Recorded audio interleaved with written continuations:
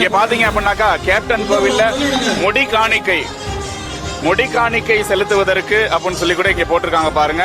ஒரு பழனி முருகனுக்கு எப்படி வந்து தலையில முடி காணிக்கை செலுத்துவாங்களோ அது போல முடி காணிக்கை செலுத்துவதற்கு கூட ஏற்பாடுகள் இருக்குது. இந்த கோவிலுடைய பின்புற வாயிலில் நம்ம நின்றுட்டு இருக்கிறோம். இன்னும் வந்து முகப்பு தோற்றத்தையும் வந்து பார்த்துருவோம்.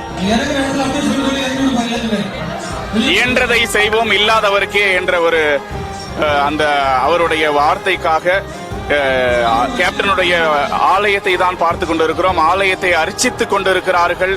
மலர் மாலைகளால் பூங்கொத்துக்களால் நிறைந்து இருக்கிறது.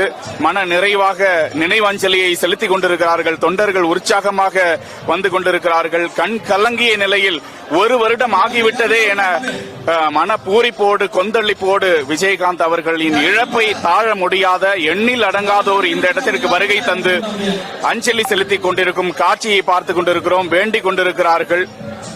இந்த காட்சியை எல்லாமே பார்த்துக்கிட்டு இருக்கிறோம்.